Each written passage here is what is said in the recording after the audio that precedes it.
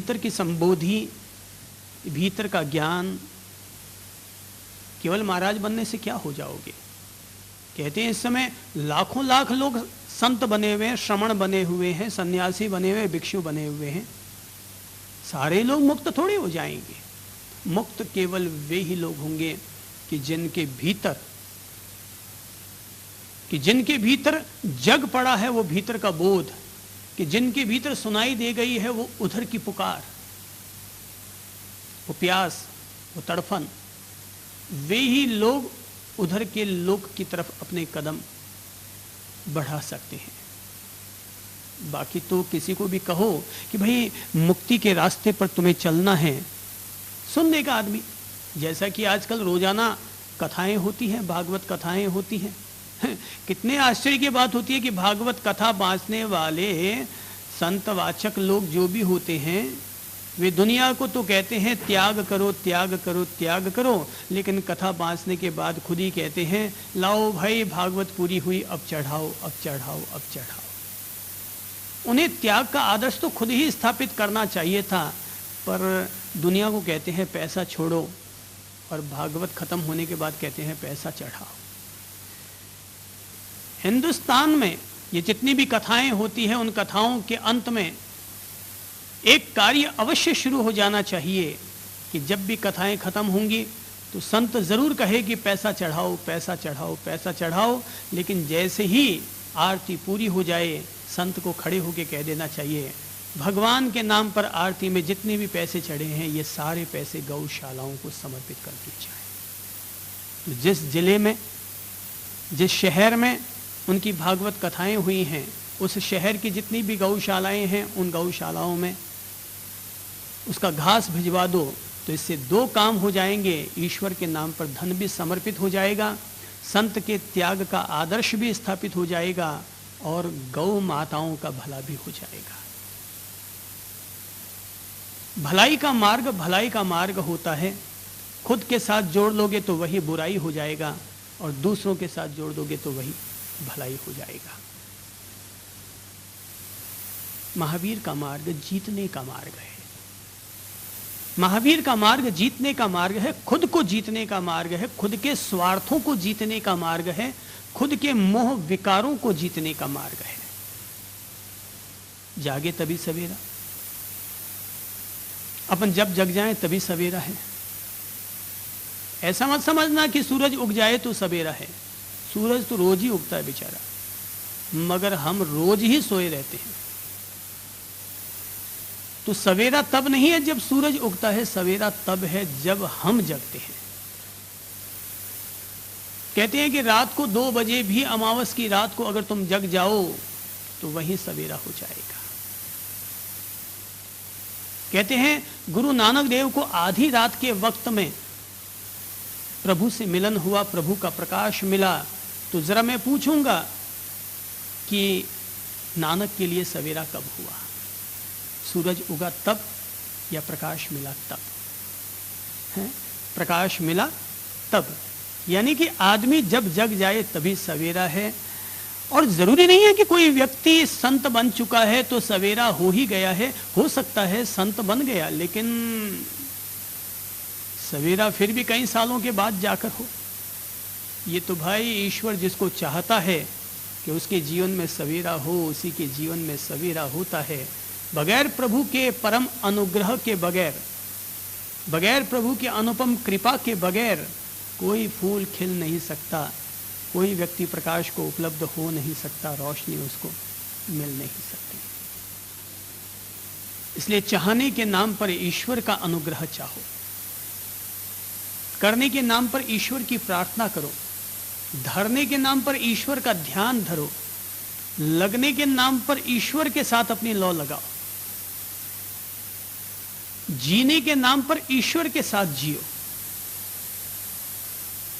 तो यही वो बंदगी है जो बंदगी हम लोगों को बंधनों से मुक्त करती है। मैंने सुना है कि एक संत गुजर रहा था, रास्ते से गुजर रहा था, भगवान का भजन करते हुए, कीर्तन करते हुए जाता चला जा रहा था कि अचानक सामने से एक युवक आया और संत से टकरा गया। संत ने गालियां ठोकी, अंधा है क्या, दिखता नहीं है क्या? बोले महाराज गुनाह माफ हो, हकीकत यह है कि मैं अपनी पत्नी को याद करते हुए चल रहा था कि कहीं वो घर से निकल ना जाए, इसलिए उसकी याद में मैं अपना सुध बुध खो बैठा और आपसे टकरा बैठा। महाराज मुझसे बहुत बड़ी गलती हो गई। महाराज ने कहा तेरे से गलती हुई कि ना हुई, पर यह कितनी बड़ी गलती हो गई कि मेरा ध्यान तूने भंग कर दिया। युवक ने कहा महाराज अगर आपका ध्यान भंग हो गया तो मैं इसके लिए सॉरी ज़रूर कहता हूँ, पर मेरा एक प्रश्न ज़रूर है। बोले क्या है भाई तुम्हारा प्रश्न? एक तो मेरा ध्यान भंग किया, ऊपर से पूछते हो कि प्रश्न है, बोलो क्या कहना चाहते हो? युवक ने हाथ जोड़ते हुए गिड़गिड़ाते हुए कहा महाराज प्रश्न मेरा केवल इतना सा है कि ध्यान आपका भी था, ध्यान मेरा भी है। आपको प्रभु का ध्यान था, मुझे अपनी प्रेमिका का, अपनी पत्नी का ध्यान था। आप भी टकराए, मैं भी टकराया। मेरे दिमाग में अब भी मेरी पत्नी का ध्यान है, पर आपके दिमाग में से आपके प्रभु का ध्यान कैसे छूट गया? जितनी गहराई में पत्नी बसी हुई है, जब उतनी ही गहराई में प्रभु का निवास होता है, तब प्रभु हमारे करीब होते हैं। जितनी गहराई में पत्नी का हमारे भीतर निवास होता है, जब उतनी ही गहराई में प्रभु का हमारे भीतर निवास हो जाए, लौ लग जाए, एक तारा बज जाए, करताल सध जाए, तो वो वल्लभ, वो प्राण प्रिय, वो प्रियतम, वो खुदा जो खुद से जुड़ा है, वो हमारे साथ एकाकार होता है, तदाकार होता है, साकार होता है। मैंने कहा महावीर का मार्ग जीतने का मार्ग है, जीतने वालों का मार्ग है। ये उनका मार्ग नहीं है जो मन से हारे हुए हैं, ये उनका मार्ग नहीं है जो हार के बैठ जाना चाहते हैं, ये उनका मार्ग है जो हार जाए तब भी वापस अपने कदमों पर खड़े होकर के चलना सीख लें। इसलिए महावीर का मार्ग सफलता का मार्ग है, और दुनिया की कोई भी सफलता एक ही दिन में नहीं मिलती। अब्राहम लिंकन जो अमेरिका के राष्ट्रपति बने, कोई पहले दिन ही नहीं बन गए। कहते हैं अब्राहम लिंकन 21 साल की उम्र में उसने शादी की, फेल हो गया। 22 साल की उम्र में वार्ड मेंबर पर का चुनाव लड़ा, फिर हार गया। कहते हैं 24 साल की उम्र में उसने दुकान खोली, मगर घाटा खा बैठा। 27 साल की उम्र में वही व्यक्ति, उसको उसकी पत्नी छोड़ गई। 32 साल की उम्र में एमएलए का चुनाव लड़ा होगा, मगर हार गया। 42 साल की उम्र में कांग्रेस सीनेट से चुनाव लड़ा, मगर फिर हार गया। 47 साल की उम्र में उपराष्ट्रपति पद का चुनाव लड़ा, फिर हार गया। लेकिन 52वें वर्ष में वही व्यक्ति अमेरिका का राष्ट्रपति अब्राहम लिंकन हो गया। हर सफलता के पीछे विफलता की कहानी होती है। महावीर का मार्ग यही समझाना चाहता है कि मेरा जो मार्ग है वो जीतने का मार्ग है। ये उनका मार्ग नहीं है जो पहली हार खा करके बैठ गए। अगर अब्राहम लिंकन पहली ही हार में, दूसरी हार में कि तीसरी हार में निराश होकर बैठ जाता, तो क्या वो आदमी राष्ट्रपति पद तक पहुंच सकता था? और तो छोड़ो ना, अपन अपने देश की ही बात करते हैं, और अपने देश के ही राष्ट्रपति अब्दुल कलाम साहब, उनका कभी अतीत ये रहा था कि वे अखबारों को बेच बेच करके अपने पाठ्य पुस्तकों की व्यवस्था किया करते थे। तो क्या कोई आदमी सोच सकता है कि अखबारों को बेचने वाला व्यक्ति कभी देश का राष्ट्रपति बनेगा, देश का महान वैज्ञानिक बनेगा, देश का महान स्वप्नवेत्ता कहलाएगा?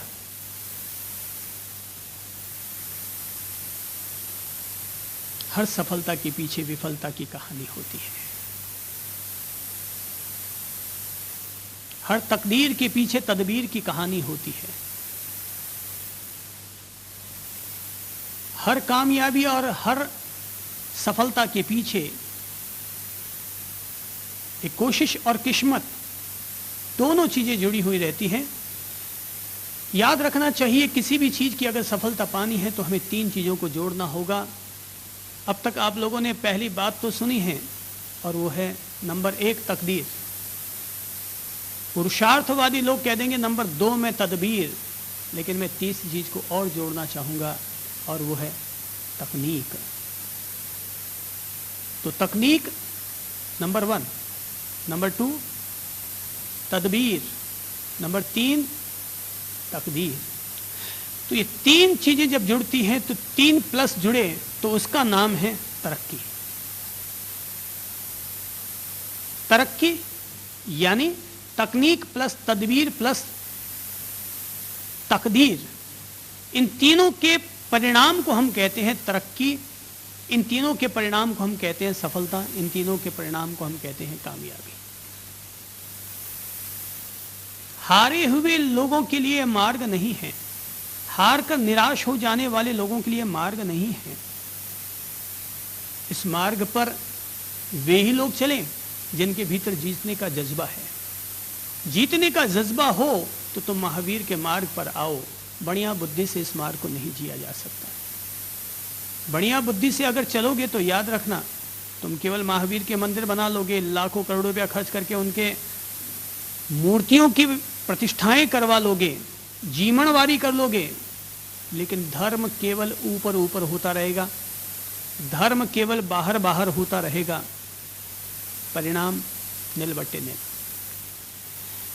अच्छी बात है कि महावीर के मंदिर बनाए जा रहे हैं, अच्छी बात है उनकी करोड़ों रुपयों में प्रतिष्ठित की जा रही हैं, लेकिन सब ऊपर ऊपर है, गहराई तक इनका कोई असर नहीं आएगा। गहराई का असर तो तभी आएगा जब हम लोग अपने कषायों को जीतेंगे, अपने अहम भाव को जीतेंगे। तारीफ सुनने की जो तमन्ना रहती है उस तमन्ना से हम उपरत होंगे। अभिनंदन पत्र पाने की जो अहम भावना है, जब हम उससे मुक्त होंगे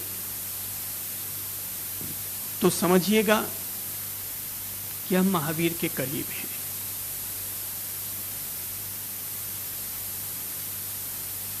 जब हमें लगे कि लोग हमारी प्रशंसा करके हमें मंच पर चढ़ा रहे हैं, फूलों के हार पहना रहे हैं, और जब उसी फूलों के हार को तुम अपने गले में लेने की बजाय वो फूलों का हार उठाकर महावीर की मूर्ति को पहना दोगे तो समझ लेना कि हम महावीर के करीब हो गए।